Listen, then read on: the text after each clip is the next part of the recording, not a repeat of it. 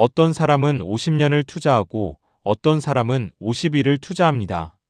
차이는 방법이 아닙니다. 그 사람이 무엇을 하지 않았는지에서 갈립니다. 오늘 이야기할 세 사람은 서로 다른 시대에 서로 다른 방식으로 돈을 불렸습니다.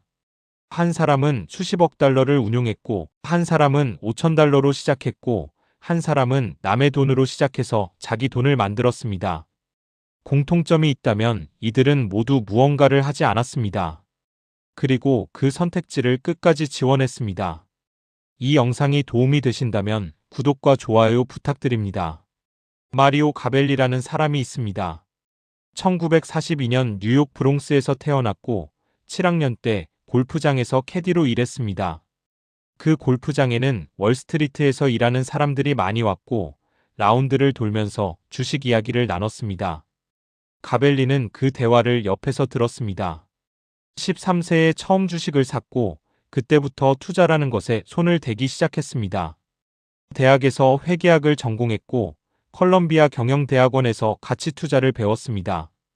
그의 스승은 로저 머레이라는 교수였는데 벤저민 그레이엄과 데이비드 도드가 쓴 증권 분석이라는 책의 5번째 판을 함께 작업한 사람이었습니다. 가벨리는 그 수업에서 기업의 연차 보고서와 재무제표를 분석하는 법을 배웠고 그때 자신이 뭘 하고 싶은지 알게 되었다고 말합니다. 1977년 그는 자신의 회사를 세웠습니다. 강코 인베스터스라는 이름이었고 처음에는 아무도 주식을 사려 하지 않던 시기였습니다. 그 무렵 미국의 한 경제지는 주식의 죽음이라는 제목의 기사를 실었습니다. 사람들은 주식에 관심이 없었고 가벨리는 어떻게 하면 사람들이 투자를 하게 만들 수 있을지 고민했습니다. 그가 찾은 방법은 단순했습니다. 만약 어떤 회사가 상장되어 있는데 누군가가 이 회사 전체를 산다면 얼마를 줄 것인가를 계산하는 것이었습니다. 그는 이것을 사적 시장 가치라고 불렀고 여기에 촉매라는 개념을 더했습니다. 촉매란 신제품 출시나 산업 재편, 회사 매각이나 분할처럼 저평가된 회사가 제 가치를 찾게 만드는 사건을 말합니다. 가벨리는 이 개념을 상표로 등록했고 이것이 자신의 투자 방식에 남긴 지문이라고 말했습니다. 중요한 건 그가 하지 않은 일입니다. 그는 단기 매매를 하지 않았습니다. 고객의 시간 지평은 2년에서 3년이지 2시간에서 3시간이 아니라고 말했습니다. 짧은 시간 안에 수익을 내려는 사람들과는 방향이 달랐습니다. 팬데믹 기간에 로빈후드라는 앱이 유행하면서 개인 투자자들이 급격히 늘었습니다. 집에 있는 시간이 많아지자 사람들은 거래를 했고 단기 매매가 비디오 게임처럼 자리 잡았습니다. 가벨리는 그런 방식이 자신의 철학과 맞지 않는다고 했습니다. 장기 투자는 요즘 세상의 고빈도 거래와 잘 어울리지 않는다고도 했습니다. 그가 찾는 회사는 아무도 관심을 두지 않는 회사였습니다. 무시되고 사랑받지 못하고 누구도 분석하지 않는 회사. 하지만 좋은 사업을 가지고 있고 경영진이 탄탄하고 가격이 적당한 회사. 그런 회사를 찾아서 오래 들고 있는 것이 그의 방식이었습니다. 가벨리는 회사를 분석할 때 이익보다 현금 흐름을 더 중요하게 봤습니다. 회계상의 이익은 여러 가지 조정으로 만들어질 수 있지만 현금 흐름은 실제로 들어오고 나가는 돈이기 때문입니다. 그가 계산하고자 했던 것은 이 회사를 통째로 산다면 얼마를 낼 것인가 하는 것이었고 거기에는 인수자가 얻게 될 시너지와 지배권 프리미엄까지 포함되었습니다. 이런 방식은 1980년대에 유행했던 레버리지 바이아웃 거래에서 많이 쓰이던 것이었습니다. 기업 전체를 차입금으로 인수하는 거래에서는 그 회사가 실제로 얼마의 현금을 만들어내는지가 핵심이었기 때문입니다. 가벨리는 공개시장에서 주식을 사면서도 그런 눈으로 회사를 봤습니다. 그가 하지 않은 또 다른 일이 있습니다. 시장 전체의 방향을 예측하려 하지 않았습니다. 인공지능이 어떤 영향을 미칠지, 금리가 어디로 갈지, 환율이 어떻게 움직일지, 이런 거시적인 변수들을 예측해서 투자하지 않았습니다. 대신 개별 회사를 깊이 파고들었고 그 회사가 가진 가치와 시장 가격의 차이에 집중했습니다. 1997년 가벨리가 운용하는 10개의 주식 펀드가 평균 31.7%의 수익률을 기록했습니다. 그의 미국 뮤추얼 펀드 그룹 중 가장 높은 성과였고 모닝스타는 그를 올해의 국내 주식 펀드 매니저로 선정했습니다. 1988년에 그의 회사는 3개의 펀드를 운용하고 있었고 총 자산은 6억 5천만 달러였습니다. 10년 뒤인 1998년에는 163억 달러를 운용하게 됩니다. 앤 샤이버라는 사람이 있습니다. 1893년에 태어났고 9명의 형제 중 하나였습니다. 아버지가 부동산 투자에 실패하고 세상을 떠난 뒤 15세부터 격리로 일하기 시작했습니다. 스스로 돈을 모아 대학을 다녔고 야간 학교를 거쳐 변호사 시험에도 합격했습니다. 그런데 1920년대와 1930년대의 미국은 유대인 여성에게 친절한 곳이 아니었습니다. 샤이버는 미국 국세청에서 감사관으로 23년을 일했지만 단 한 번도 승진하지 못했습니다. 연봉은 최대 4,000달러를 넘지 않았습니다. 아무리 일을 잘해도 아무리 성과를 내도 자리는 그대로였습니다. 1944년 51세의 나이에 그녀는 퇴직했습니다. 손에 쥔 돈은 5,000달러였고 연금은 연 3,100달러였습니다. 그리고 그 돈으로 주식을 사기 시작했습니다. 이 선택에는 이유가 있었습니다. 샤이버는 국세청에서 부유한 사람들의 세금 신고서를 수십 년간 들여다봤습니다.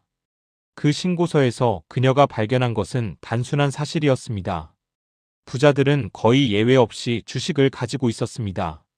그래서 그녀도 주식을 사기로 했습니다. 그녀가 하지 않은 일이 있습니다. 주식을 팔지 않았습니다.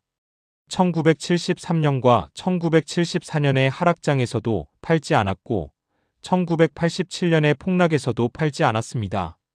어떤 상황에서도 보유한 주식을 처분하지 않았습니다. 그녀가 산 주식은 대부분 익숙한 브랜드였습니다. 코카콜라, 펩시코, 브리스톨 마이어스 같은 회사들.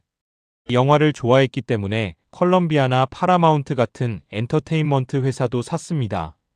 그녀는 연차 보고서를 국세청에서 일할 때처럼 꼼꼼하게 읽었고 주주총회에도 참석했습니다. 총회에서 나눠주는 점심을 챙겨서 며칠 동안 나눠 먹었다는 이야기도 있습니다. 검소함은 그녀의 삶 전체를 관통했습니다. 맨해튼의 임대료 통제 아파트에서 살았고 차를 사지 않았고 옷도 세일 기간에만 샀습니다. 1944년에 입던 옷을 사망할 때까지 입었다는 기록도 있습니다. 출근할 때 버스비를 아끼려고 걸어 다녔다는 이야기도 전해집니다. 그녀의 변호사는 이렇게 말했습니다. 그녀는 월급의 최소 80%를 저축했다. 그 시절에는 네딕스에서 핫도그 점심을 15센트에 먹을 수 있었는데 그녀는 더 싼 곳을 찾아냈다. 그녀가 하지 않은 또 다른 일이 있습니다. 자신이 모르는 회사에 투자하지 않았습니다. 그녀가 산 주식은 일상에서 접할 수 있는 브랜드들이었습니다. 마시는 음료, 먹는 약, 보는 영화. 자신이 이해할 수 있는 사업만 골랐습니다. 기술주가 뜨는 시기에도 그녀는 기술주를 사지 않았습니다. 그녀의 중개인에 따르면 기술을 이해하지 못했기 때문에 투자하지 않았다고 합니다. 다만 1985년에 애플 주식을 샀다는 기록은 있습니다. 하지만 마이크로소프트에 투자했다는 기록은 없습니다.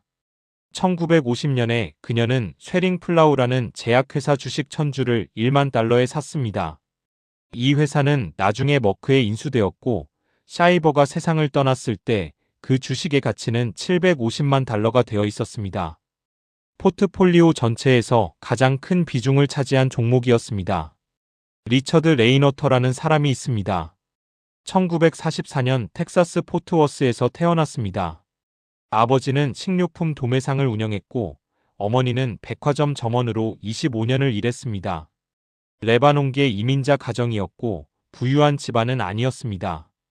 텍사스 대학에서 수학을 전공했고 스탠포드 경영대학원에서 석사학위를 받았습니다. 졸업 후 골드만삭스에서 2년간 일했고 1970년에 스탠포드 동기인 시드 베스의 제안을 받았습니다. 베스 가문의 투자금을 관리해달라는 것이었습니다. 당시 레이너터의 나이는 26세였고 베스 가문이 가진 돈은 석유 사업에서 물려받은 5천만 달러였습니다. 레이너터가 처음 한 일은 실패였습니다. 첫 해에 500만 달러를 투자했고 전부 잃었습니다. 초기의 모든 거래가 돈을 잃었다고 훗날 한 책에서 기록되었습니다. 그가 하지 않은 일이 있습니다. 거기서 멈추지 않았습니다. 실패한 뒤에 그는 방법을 바꿨습니다. 직접 배우러 다녔습니다. 워렌 버핏을 만났고 버핏이 1970년대에 쓴 편지들을 모아서 읽었습니다. 필립 피셔를 찾아갔고 성장주 투자의 원리를 배웠습니다. 그 시절 최고의 투자자들을 찾아다니며 어떻게 투자하는지 직접 물었습니다. 그가 깨달은 것은 두 가지였습니다.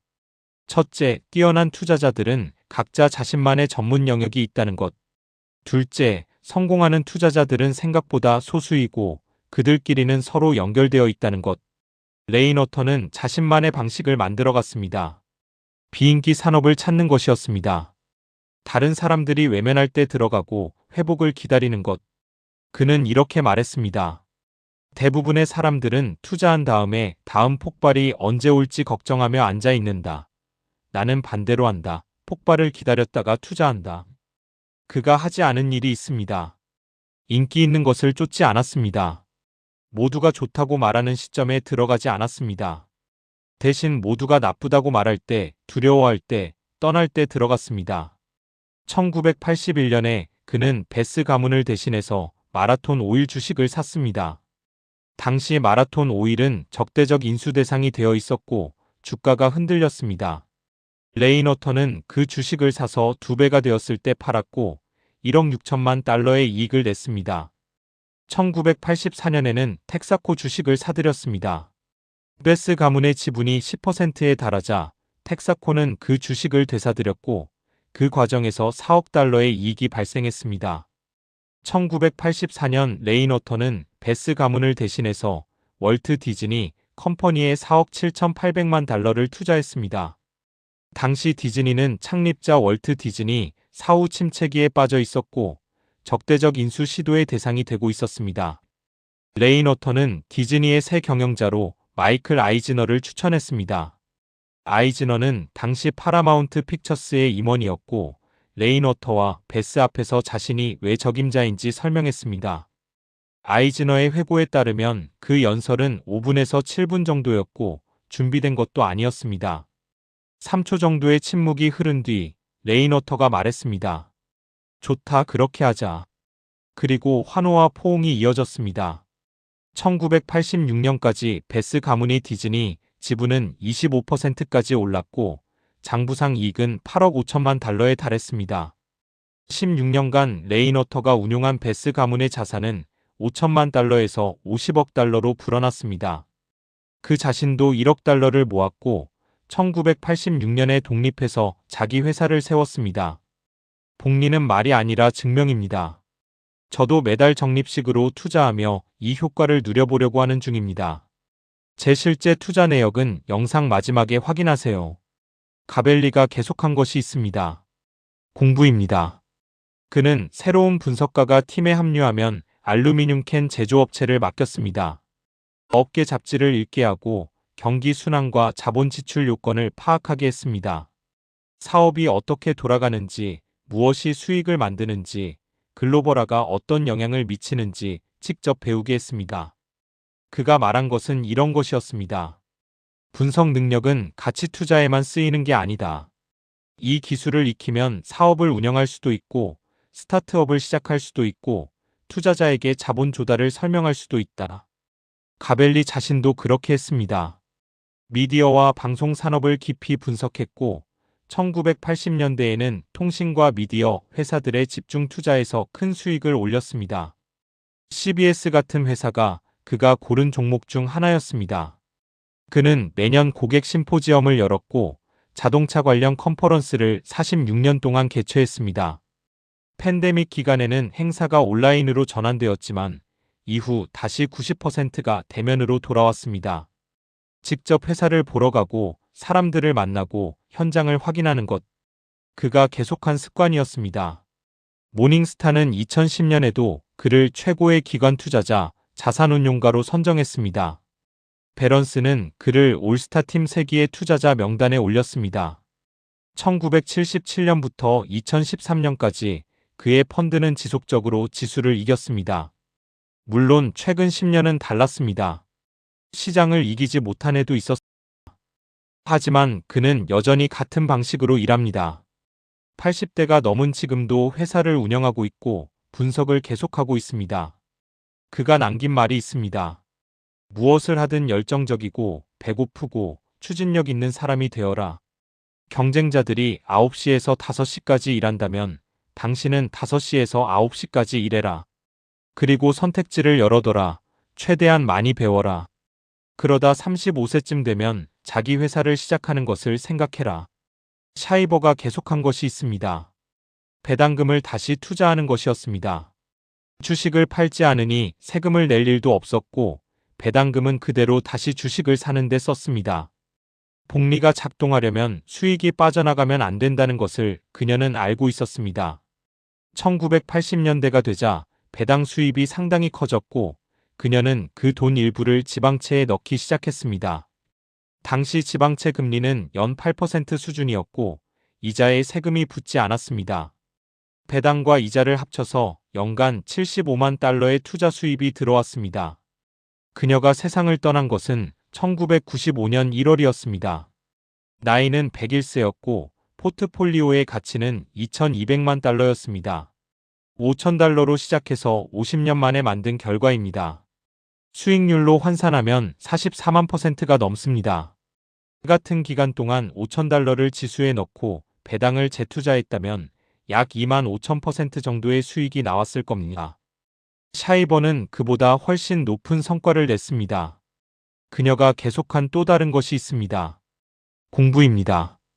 퇴직한 뒤 50년 동안 그녀는 주식 시장을 연구하는 것 외에는 아무것도 하지 않았다고 그녀의 변호사는 전했습니다.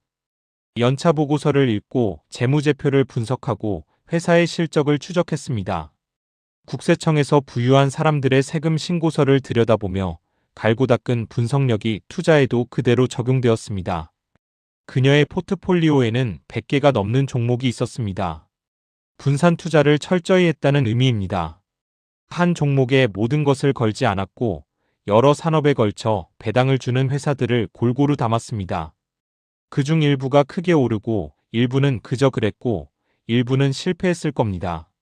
하지만 팔지 않았기 때문에 성공한 종목들이 포트폴리오 전체를 끌어올렸습니다. 그녀의 변호사였던 벤저민 클라크는 이렇게 말했습니다. 워렌 버핏이 이런 일에 잘한다고 생각하지 않나요? 그녀는 버핏보다 나았습니다. 물론 논쟁도 있습니다. 어떤 기록에 따르면 그녀가 시작한 금액이 5,000달러가 아니라 2만 달러에 가까웠다는 주장도 있습니다. 1936년 세금 신고서에 배당 수입 900달러가 기록되어 있었는데 당시 평균 배당 수익률로 역산하면 이미 상당한 포트폴리오를 가지고 있었다는 것입니다. 하지만 그 숫자가 5,000달러든 2만 달러든 본질은 달라지지 않습니다. 그녀는 51세에 투자를 시작해서 101세까지 50년 동안 같은 방식을 유지했습니다. 사지 않았고 팔지 않았고 기다렸습니다. 샤이버는 자신의 전 재산을 예시바 대학에 기부했습니다. 유대인 여성들의 장학금으로 쓰이도록 했습니다. 그녀가 평생 겪었던 차별을 다른 사람들은 겪지 않기를 바랐기 때문입니다. 그녀의 변호사는 이렇게 전했습니다. 그녀는 이 돈을 남긴다는 사실에서 많은 만족을 얻었다. 그녀는 말했다. 언젠가 내가 오래전에 죽고 나면 혼자 살아가지 않아도 되는 여성들이 있을 것이라고.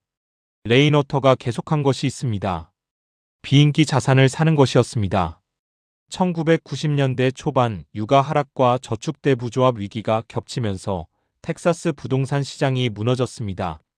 사람들은 공포에 빠져 부동산을 내던졌습니다.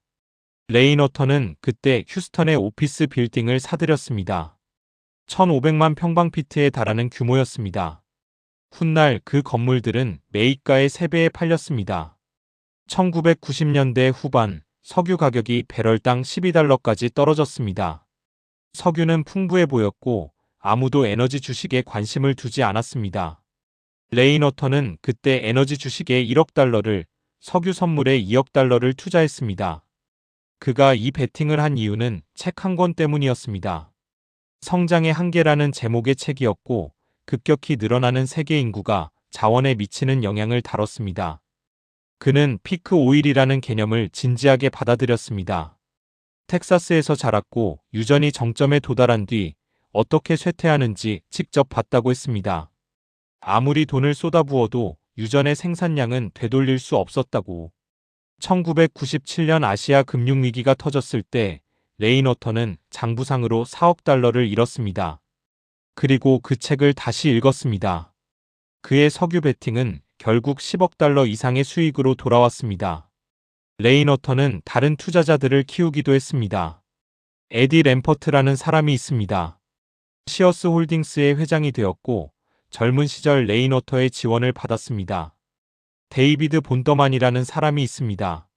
사모펀드 TPG의 공동 창업자가 되었고 레인워터의 사무실에서 일하며 투자를 배웠습니다.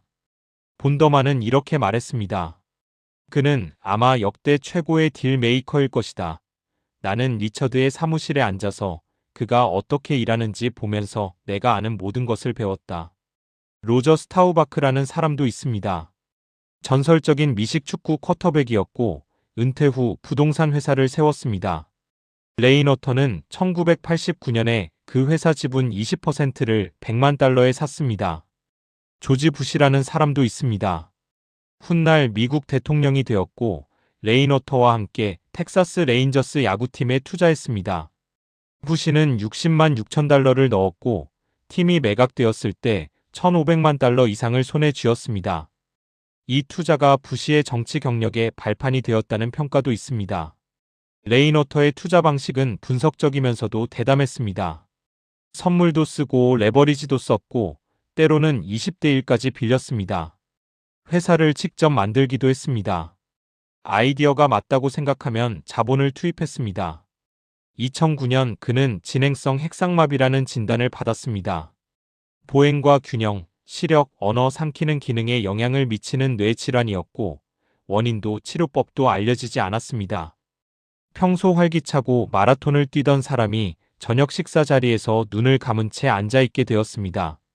넘어지는 일이 잦아졌습니다. 레인워터는 그 질환의 치료법을 찾기 위한 연구에 자금을 댔습니다. 그리고 2015년 9월 27일 71세의 나이로 세상을 떠났습니다. 생전에 3억 8천만 달러 이상을 자선단체에 기부했고 남은 재산 대부분은 자신의 재단에 넘겼습니다. 마이클 아이즈너는 레인워터의 부고를 듣고 이렇게 말했습니다. 삶에 그토록 충만하고 그토록 에너지 넘치고 그토록 즉흥적인 사람이 침묵하게 되었다는 것을 이해하기 어렵다. 세 사람의 이야기에서 공통점이 있습니다. 하지 않은 것을 지키는데 오랜 시간이 걸렸다는 것. 그리고 그 시간 동안 무언가를 계속했다는 것. 가벨리는 단기 매매를 하지 않았고 분석을 계속했습니다. 샤이버는 주식을 팔지 않았고 배당을 재투자했습니다.